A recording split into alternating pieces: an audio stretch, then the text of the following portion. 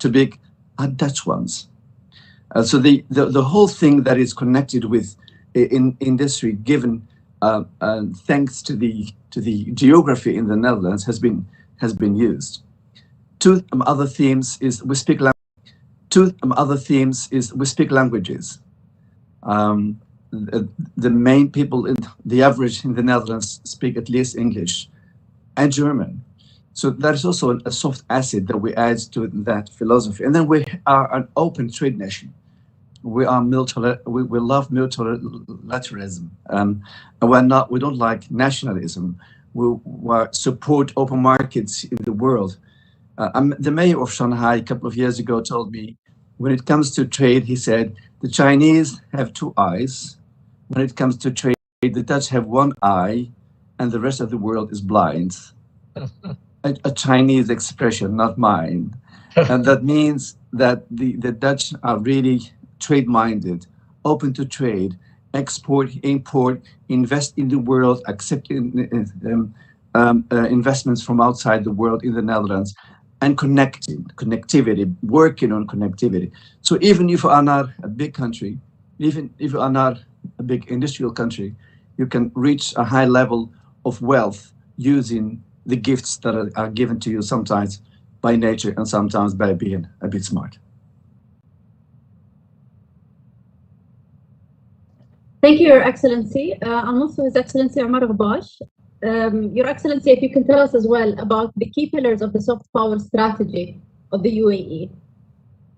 Well, I'm not sure that it's you can describe it as a strategy. The fact is that we have a number of assets that have developed naturally over the last 50 years, since our founding in 1971. And I think, there are characteristics of the Emirati population and the Emirati leadership, the outlook that we have on the world and on working with others in order to benefit both sides, or all sides rather. Dubai and the Northern Emirates were very involved in trade, just as the Dutch were.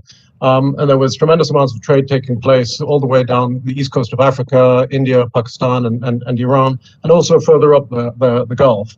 That has now kind of morphed into the Emirates as a whole. Abu Dhabi port, the Dubai port, the Sharjah ports on both sides of the Emirates, so one on the Indian Ocean and one on the Arabian Gulf.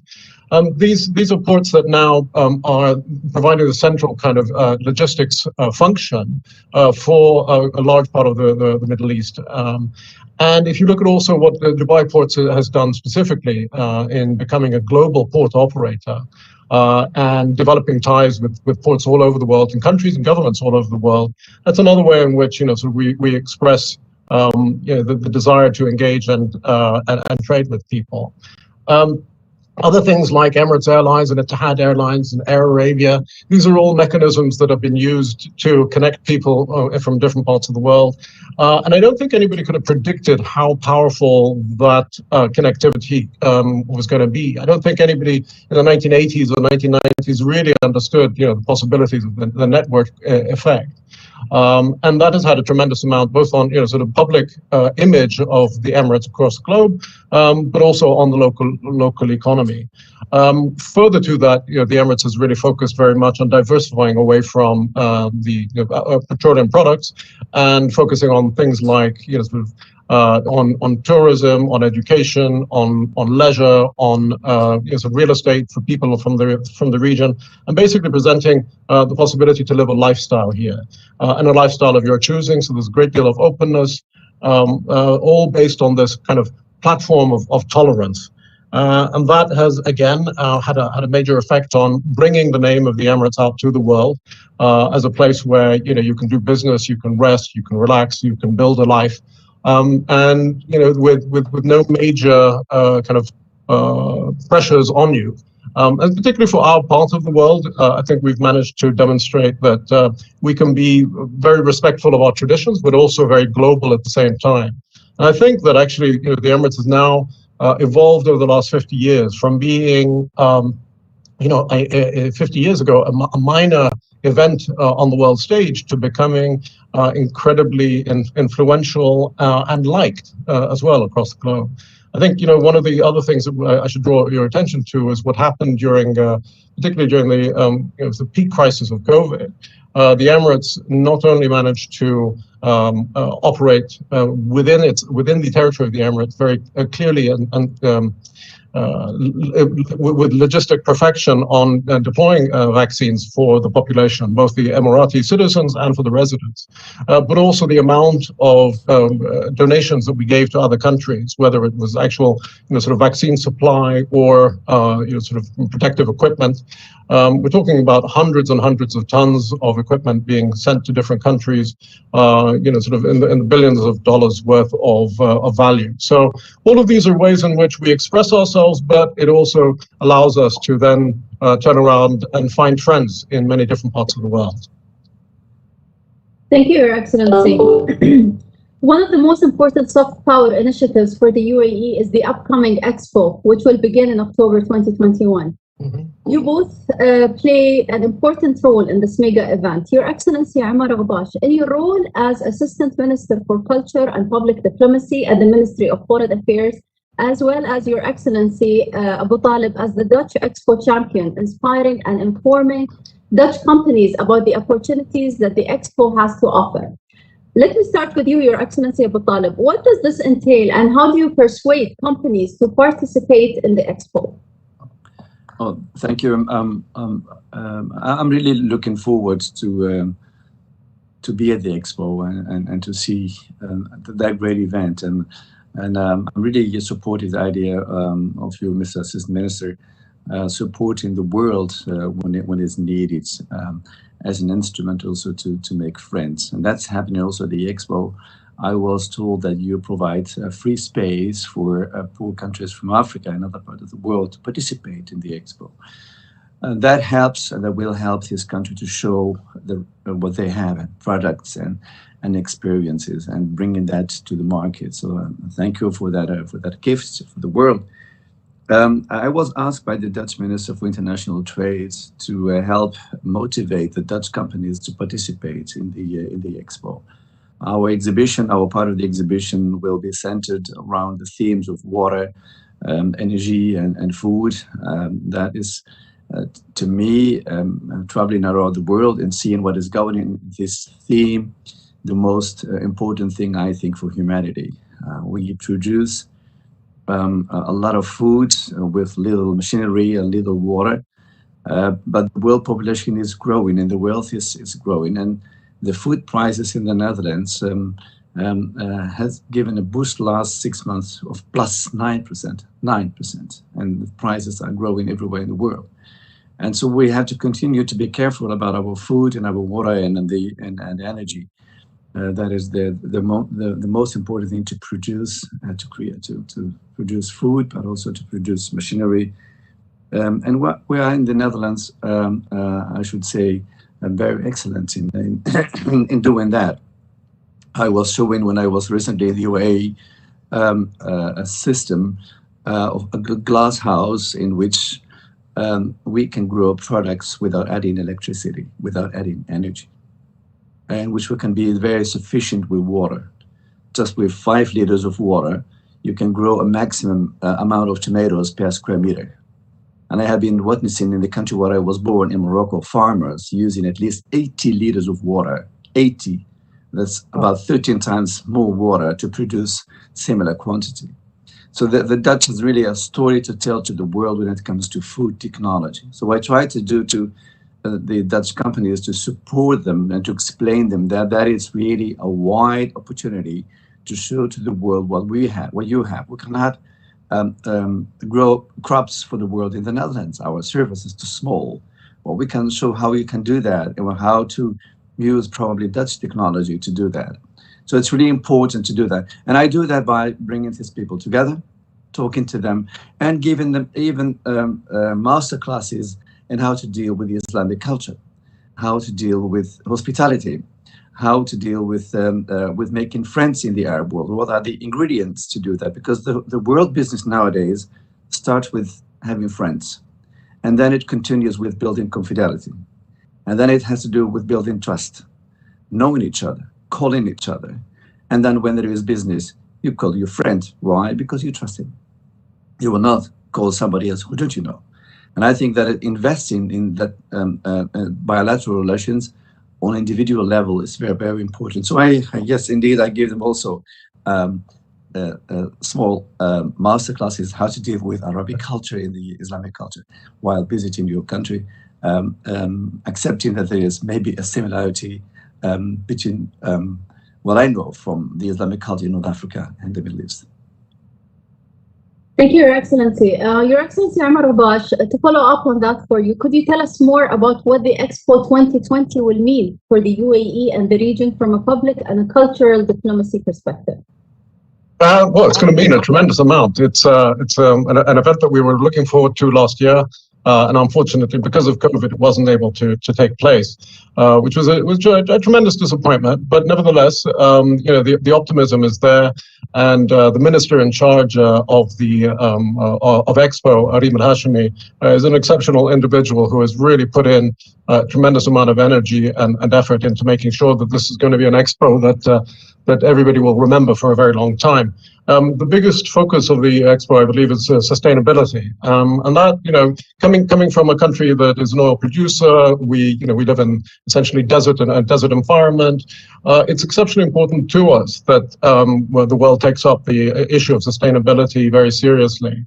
We have learned a tremendous amount from our own experiences and from the experiences of others in the region, plus the Dutch experience, I believe, as well, on preservation of water and rational use of resources. In 2006, we announced that the Emirates was going to focus on renewable energies, and the Mustard Institute was established, the Mustard program was established. And the Zayed Prize for the environment, I believe the Zayed Prize was established, and that pulls together a whole bunch of different audiences in the world. We have had a very, very large focus on replacing oil and gas driven electricity with renewable energies, as well as with nuclear energy, as you probably know.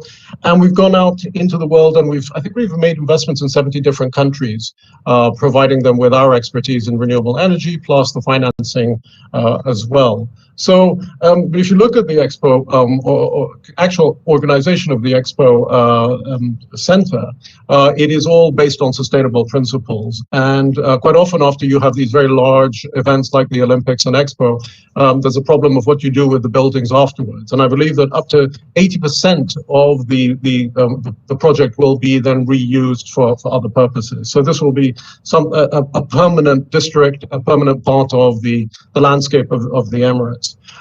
It's really important also that this is the first expo that's going to be held in the Arab world. And, we want to demonstrate to the rest of the Arab world that actually we can do things, we can be players on the global stage, we can offer an environment that allows people from all over the world to come together and, demonstrate the best that they have, and also work on solving global problems without being specific, about our own area. So again, pulling ourselves into the kind of the community of nations is something that's going to be very important around the expo. Thank you. Thank you, Your Excellency. Your Excellencies, you're both strong believers and advocates of a tolerant and a multicultural society. Your Excellency Mubashir, let me start with you. In your fascinating book, Letters to a Young Muslim, you share a thoughtful reflection on faith, culture, and the role of religion in a modern society, all written in the format of letters to your son. How does the UAE facilitate the champion tolerance and multiculturalism today? And what is your advice to your son and to the young people in general about the importance of these values? Very, very good question. I wrote the book by trying to describe what I could see around me in the Emirates, and so that's where it came from. The childhood that I had here, the way in which we deal with each other and dealt with each other, the way in which outsiders from our we have a specific culture that we're very proud of. We have traditions that we're very proud of. But at the same time, we don't have any negative feeling towards those who come from the outside. And a large percentage of our population is not indigenous Emirati, but they live here in absolute peace and are free to worship in any way they want. They work with us. We work for some of them work for us. And there is a beautiful mix. And that comes from, essentially, I think, comes from both the direction of leadership, that the Emiratis are one community. It's an Emirati community. There may be residents and then there are citizens, but we are actually one community. COVID demonstrated very clearly that actually we are one community, and not just an Emirati community, a global community where disease doesn't respect borders and boundaries. I think also when I think I should mention that we also reached out and made peace with Israel, and that was an extremely important thing.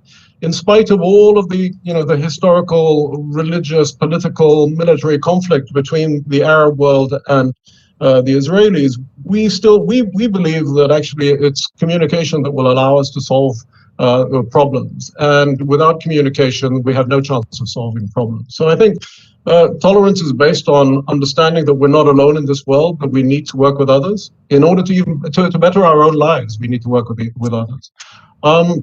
And that closing doors is not the way forward. Thank you, Your Excellency. Your Excellency Abu Talib, you were the first Muslim mayor of a large European city and always have been a strong advocate of the values of freedom of religion, freedom of speech, and the principle of non-discrimination. Could you tell us a bit more how you implemented these principles into your city policies? This is a very complicated question. Yes, I'm Muslim, but I said to my city and to the country when I started doing my job, even when I was in the national government and prior to that, when I was vice mayor in Amsterdam, my religion is something to me. It's my thing. I will never force anyone to do things like I do as a Muslim, not as mayor, because it's mayor. You have the constitution, you have the laws to impose. Nobody is above the law. But sometimes a law, and the assistant minister, he knows that, and a law has a figure, maybe a rectangular or a triangle or a mix of a rectangular and a triangle. If we are smart, we can construct something in the law. But the society is not a triangle. A society is a very difficult thing, where we have a lot of people that never fit into any law. And it's there when what we call in Arabic al-hikmah can play a role in solving things. When the law is not enough, when the constitution is not providing the framework for solution, and then you go back to your own personal, how should I accept a solution? You go back to your own consciousness. And it's then that probably your social background, your ideological background, but also your religious background can play a role in attacking such a problem. And to me, it's then where I have my own consultation when I go back home and I question myself when I go under the shower. How can I find a way through al-istiqamah? Not easy things. And sometimes I question myself, evaluating the day. Did I say the right things? And did I do the good things? And it happens sometimes that while questioning myself, I draw the conclusion it was not okay. That intervention was not okay. That statement was not okay. And the day after, I call the person in question and ask him to come back for coffee. That's why I use my personal conviction in trying to question myself. I think it's really important that people in power question themselves when they are in isolation, when they are alone. It's there, I think, when I try to explain this philosophy to people, that they become aware that there is something special about this person. And that's not because he's only dealing with the law. No, but he is the person he is. And I can tell you, I'm happy that the trust in my person is very high, not only in my city, but nationwide. If you question people in the Netherlands about, do you trust this person? They will say yes. At the same time, when you ask them, what is your opinion about the Islam? Very negative. And 9/11 plays a role in it. The attacks in Europe play a role in it. The negative sentiments about the war in Iraq and Syria and the role of ISIS play a role in there. So we have to discuss the total framework and the opinion about the Islam differently than the way people judge me as a Muslim. There's no similarity in it at all. And I think that's the negative image of the Islam is difficult to discuss. It will really take time and a lot of time to clarify the opinions. Positive words for the Muslims like Salafism and jihad are used in political war manners. If you try to explain people, which I did once in an interview, that to me, Salafism means follow the Prophet, having nothing to do with militarism or aggression. And the jihad, I said once in the city council, I'm a jihadi, I wake up at 6 o'clock in the morning to do the good things for the city. It's really complicated to try to play with these variables in social and political debate. But nevertheless, a lot of people in the Islamic world use also these words to underline why they take actions and why they kill people. So it's really complicated for me as mayor to be active on that. But I'm not a religious figure. I'm just a mayor. I just do good things for my city and for my people. And I have 170 nationalities, 170 nationalities. All languages of the world are spoken here. All the languages of the world are spoken here. And when I leave the office, sometimes I have the feeling that I'm not only the mayor of Rotterdam, but also the Secretary General of the United Nations of Rotterdam. Ruling such a city will never be easy. If you do something that is appreciated positively by the Muslims, then the other will say, oh, you see, he's doing that because he's Muslim. And then when you do something and it is appreciated as positive for others, then the Muslims will say, you see, he is doing things for them because he would like to become friends with them. It's never okay. It's that where it's, for me, important to question myself daily. Thank you, Your Excellency. Another commonality between both of you is the passion for multilateralism and a drive for finding global solutions. We've seen during this pandemic some countries turning inward, favoring unilateral policies and measures, which challenge the importance of multilateralism. While many others are fighting for strengthened international dialogue and cooperation through initiatives such as COVAX, for example. In a few years, do you think we will remember the COVID-19 pandemic as a time during which multilateralism flourished or vanished? Your Excellency, Amar Babash. Thank you. I just wanted to comment and thank the mayor for giving us an insight into the kinds of issues that he has to face. I find that absolutely fascinating. The idea of so many different nationalities, so many different languages. Also, you know, you're being Muslim and of Arab origin in a way that you have to be, you're labeled in a certain way, that you need to fight outside of that. And you're presenting to me a kind of a universalist approach, that you can actually be, you know, sort of, you can be, you can come from a certain tradition, but you can still interact with people in a manner that is elegant, beautiful, and full of hikmah. So, you know, what I felt was that it made sense to me, perhaps maybe not in such a sophisticated manner, but the way in which we have approached the world, which is essentially with trust and goodwill. And of course, you learn from your mistakes, but nevertheless, you still approach the world with goodwill, and you hope that it is responded to with goodwill. Well, multilateralism. Sorry. Multilateralism. Yeah, you know, this is a continual debate that we have in the ministry and in kind of policy circles. There is a big focus. There's a big desire to be in kind of a sovereign state, independent of everybody, making sure that, you know, you are self-sufficient in many ways, even on the individual level. You know, you feel better when you're in complete control. But then you recognize that you can't control everything and that we are connected in so many different ways, which then forces us to think, well, how do we then organize our livelihood in a world where there are very powerful forces pushing in different directions? And so I suppose what we want to be strong in ourselves, but we know that that strength only comes from a multilateral approach.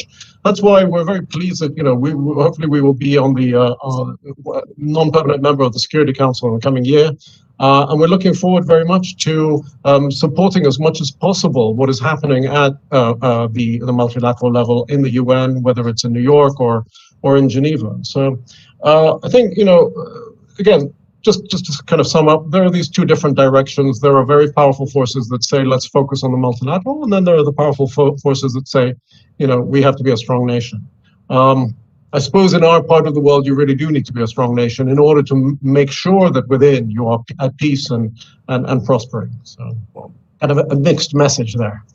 Thank you, Your Excellencies. And Your Excellency, Abu Talib, what's your insight on this?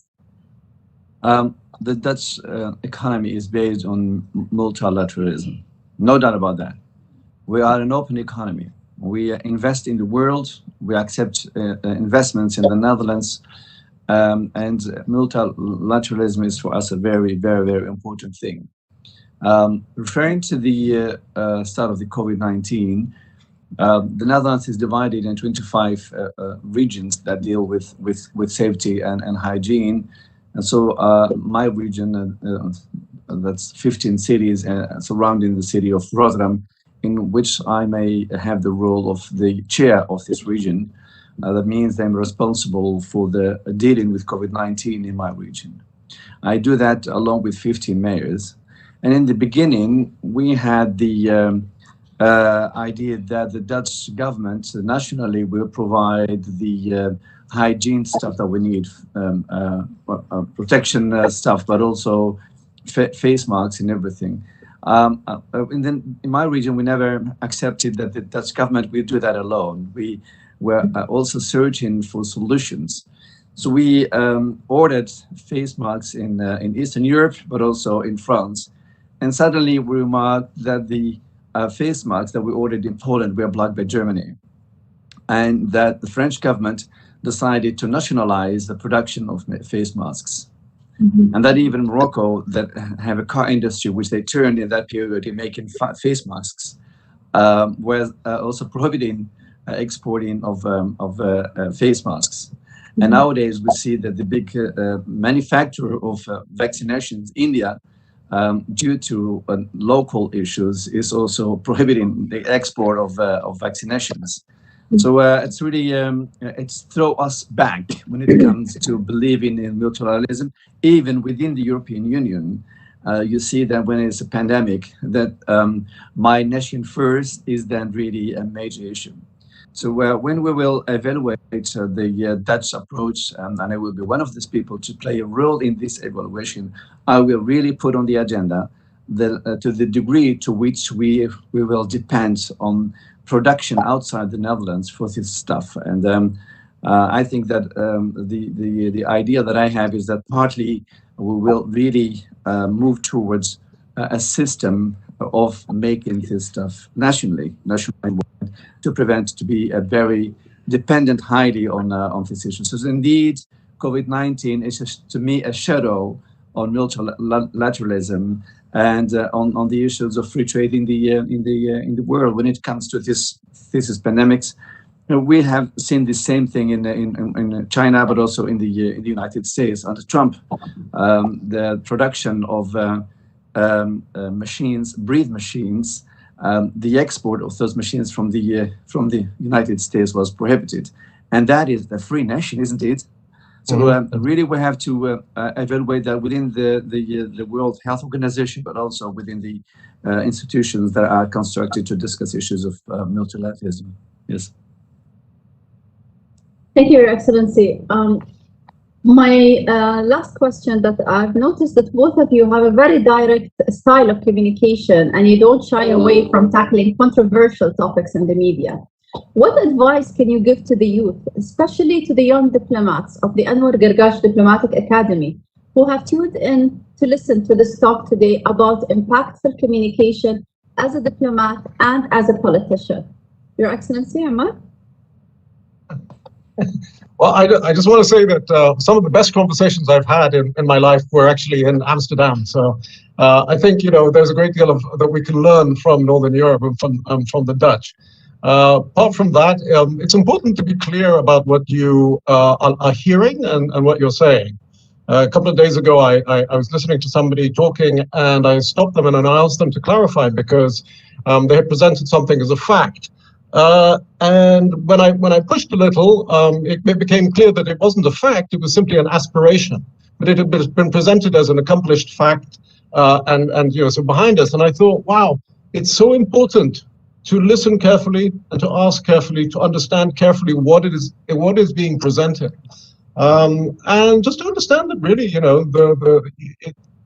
there is this place of perception, that is you look out into the world and you perceive things. And you really need to be very careful about what it is that you are, what it is that you're concluding, from what you see. I hope as a diplomat that I'm making sense, and I hope that I'm not sure as a politician, but as a diplomat that I'm communicating well. Thank you, Your Excellency. Your Excellency Botalib, what would be your advice to the youth? Well, the first advice is visit Rotterdam. Yes. So send them to me, young diplomats. I will be happy to host them a day and to connect them with the Dutch organizations, but also the Dutch companies that are focusing on the Middle East. I think doing by experience is very important. So please send them. I will be happy to host them, and maybe the ambassador can play a role in that. Secondly, focus on building friendship. It's really important, making friends, and collect telephone numbers. You never know when it's needed. So in the diplomacy, it's not always writing a document and sending that to your Minister of Foreign Affairs, asking them to intervene to the others, which is really a traditional manner. It's maybe easy to have the telephone number of people. And I have to work in the Netherlands to sell the port to the outside world. That means that I travel 15, 20 times a year, meeting mayors and also ministers and presidents all over the world. And that has been learning to me really that direct contact and just calling each other when needed is really important. And not only calling each other. Let me give you one example. We host 20,000 night ships, sea-going vessels every year, 29,000. And when the COVID-19 started, all these vessels in the West had no place to go. No port accepted them if they had people with COVID-19. The only place in the world was Rotterdam. I said, we are good as a port when nobody is sick, and we are good as a port if they are sick. Come here. We rented a very large hotel, very large one, dedicated for seagoing men, everyone who was sick. Get a room there, isolated for a couple of time, get food and drinks, and then when the COVID-19 was over for them, they get a visa to get home. We are good as a port in peace times, but are also good when there are troubles. And you know the Arabic expression, when you know your friends, and that's when times become difficult. So try to build a world for yourself as a young diplomat that intervening through your Minister of Foreign Affairs not always a good option is. We expect you as a young diplomat to do things yourself. And listening, 2 ears, 1 mouth. Just listen as double as you may speak, and try to understand why the others are doing the things they do. And that's the approach that I like, as Mr. Mubashir talked about the situation with Israel. I think the Arab world never tends to understand why the Israelis are doing the way things they are doing. Try to understand that, primarily. You cannot solve the pain of yourself. You don't understand the pain of the other. And I think it's really important in the public diplomacy, and that is moving and that's shaking, and it's indeed sometimes it's worth it to say it directly what you want to say, but it's sometimes the circle idea to circle around the solution and then come to the core of the solution.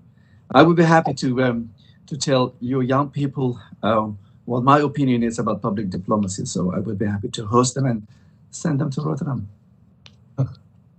Thank you. Thank you, Your Excellencies, for joining us today and this thought-provoking panel discussing tolerance, upcoming global events such as the Expo 2020, and as well as some great advice for our young, eager to learn diplomats in training at the Academy. I would also like to thank our viewers for joining the live stream panel session. Myself and many others are looking forward for the upcoming sessions in the UAE Netherlands Week, where other topics as food efficiency, culture, and women empowerment will be discussed with great panelists from both countries. Once again, thank you very much for joining me and have a nice day. Thank you so much. Thank you. تحياتي إلى اللقاء. الله يسلمك. Thank you. Bye bye. مع السلامة.